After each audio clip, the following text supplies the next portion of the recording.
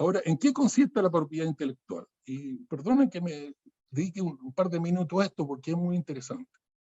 Aquí hay dos temas que son distintos, que hay que separarlos.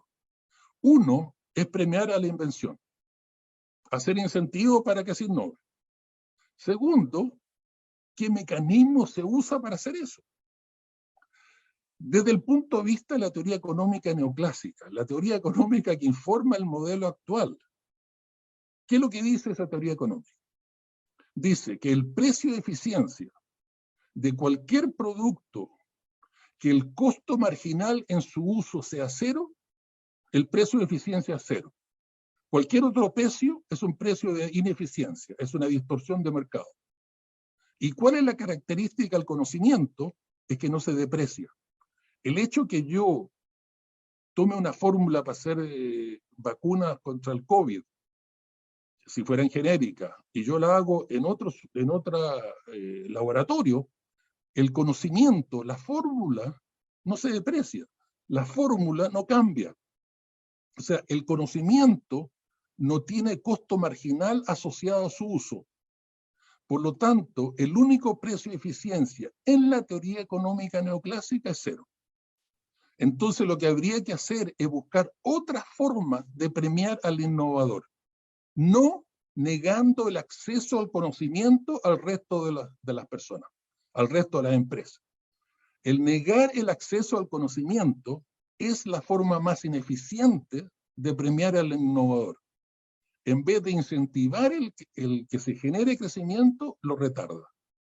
Más aún, hay un segundo problema, como si no bastara el primero, es que como el conocimiento es el principal insumo para la generación de nuevo conocimiento, el obstaculizar el acceso al conocimiento genera un mercado oligopolista de conocimiento.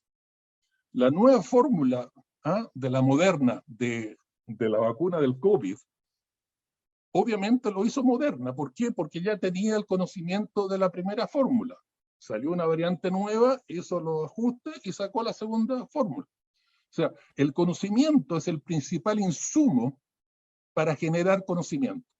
Entonces, si uno genera obstáculos artificiales para el acceso al conocimiento, lo único que está haciendo es que les da la oportunidad a los que tienen ese derecho único a usar el conocimiento, a generar más conocimiento y a obtener más derecho y propiedad intelectual. O sea, el sistema de derecho y propiedad intelectual que nos fuerza el TPP es el más ineficiente de los sistemas posibles para generar conocimiento. Pero lo que le interesa a la farmacéutica, por supuesto, es tener la concentración oligopólica del conocimiento y por lo tanto eso es lo que se refuerza. O sea, ese es otro aspecto importante del TPP. Otro siguiente, porque el tiempo vuela, es toda la obstrucción que hay para las empresas públicas. En el TPP se pueden crear empresas públicas, pero cualquier acción de una empresa pública que afecta la rentabilidad de las privadas amerita compensación. Se la llama competencia desleal. O sea, imagínense que hay un mercado oligopólico, se genera una empresa pública que aumenta la competencia en ese mercado oligopólico. Eso se llama competencia desleal. No, sí, es García Marquiano. O sea, si una empresa pública aumenta competencia en un mercado oligopólico, eso se llama competencia desleal y hay que pagar compensación. Entonces, es como todo el resto. Deja que se hagan las cosas, pero las limita. O sea, las empresas públicas van a empezar a ser empresas nunca incapaz de transformar nuestra economía, reestructurar nuestra matriz productiva, etc.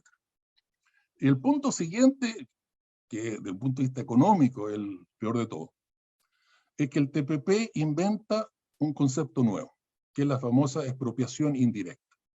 O sea, si uno mira estas compensaciones por expropiación, hay lo que yo llamo, han habido 3 generaciones de compensación. La primera generación, la obvia, es sobre los activos físicos. Si uno expropia una empresa, claro, hay que pagar por los edificios, por la maquinaria, por los camiones, o sea, es la compensación por los activos físicos. Eso lleva muchos años, eso es uno está a favor o en contra, eso es algo establecido, Chile tiene tratados muy antiguos sobre eso, es algo normal, entre comillas, en el sentido que se hace normalmente, no que en sí sea normal, sino se hace normalmente. Porque claro, está el punto a qué precio se compensa. Eso, acuérdense la distinción que se hacía hace poco en la convención entre precio mercado y precio justo, porque parte de la valoración de las mineras en Chile es porque le regalamos la renta a los recursos naturales. Si el día de mañana hay un royalty de verdad, eso afecta su valor de mercado. Pero si se expropia una minera, por ejemplo, antes de hacer el royalty, su valor de mercado es como el doble de lo que sería si existiera el royalty. Entonces, hay un gran debate ahí. En fin, pero esa es la primera generación. Si uno expropia activos físicos, hay que compensar. La segunda generación fue la de la propiedad intelectual. Se transfirió este concepto al conocimiento y se generó toda la cosa de la propiedad intelectual. Pero ahora sale la tercera generación. ¿Y en qué consiste la tercera generación? Es que se les da a las multinacionales y a los conglomerados chilenos el derecho de propiedad a su rentabilidad.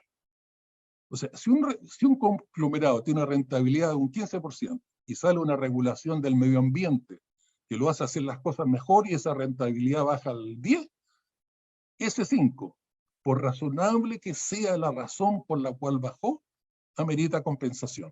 ¿Y quién decía el monto? Las Cortes de Fantasía. O sea, se crea un nuevo derecho, que es el derecho de propiedad, y además, por supuesto, sin ninguna obligación recíproca, eso es la constante. Pero ¿en qué consiste el derecho que se crea? Es el derecho propiedad a la rentabilidad que tiene, y es peor aún, a la que tendría si se le hubiera dejado hacer lo que quería hacer, pero no lo pudo hacer porque por regulación de medio ambiente, por lo que sea, no pudo operar. O sea, si una minera quiere hacer Pascualama, quiere revivir la mina de oro y no puede porque afecta a los glaciares, hay que compensarla dentro del TPP por las utilidades que hubiese tenido si es que lo hubiésemos dejado operar. O sea, da lo mismo la razón por la cual no se lo dejó operar. Se hace el valor presente del flujo futuro de su rentabilidad. Si el día de mañana se prohíbe un pesticida porque es cancerígeno, un caso, no son casos concretos, no son casos que invento. Bueno, el hecho que se prohíba por cancerígeno pasa a ser un dato, digamos, una curiosidad. Se prohíbe, Monsanto, si es que Monsanto es la que lo vende, porque hay pesticidas de Monsanto que se usan en Chile que están prohibidos en otros países porque son cancerígenos. Bueno, si se usa, hay que compensarlo por las utilidades que deja de obtener porque no puede seguir vendiendo su pesticida. O sea, este concepto de propiedad de expropiación indirecta es realmente una camisa de fuerza. O sea, es realmente atarnos al statu quo. Porque no es que no podamos hacer un royalty, de verdad.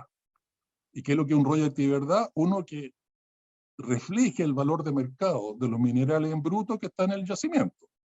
Porque esos minerales en bruto en yacimiento nos pertenecen a nosotros y no a las mineras. Y en una economía de mercado uno cobra por lo que uno tiene y le vende al otro.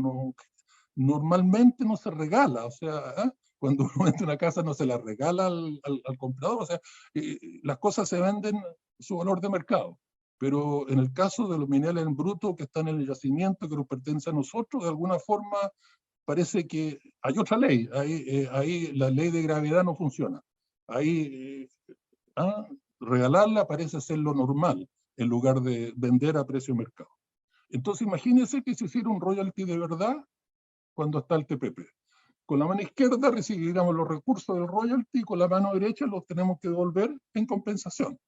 Entonces, no es que no podamos hacer royalty, pero ¿para qué lo vamos a hacer si al final el neto es cero o casi cero? O sea, si sacamos 10 y hay que devolver 9,5, al final, claro, todo el costo político de hacerlo como que no compensa. Lo mismo con el resto de las cosas. O sea, en el fondo, la expropiación indirecta es una forma de atarnos al statu quo. Aquí está el secreto eso del derecho a lo que les extiende la esperanza de vida a lo viejo, a lo sucio, a lo obsoleto, a lo que ya no tiene legitimidad. porque cualquier cambio que obviamente le va a afectar su rentabilidad, hay que compensar. Y el hecho que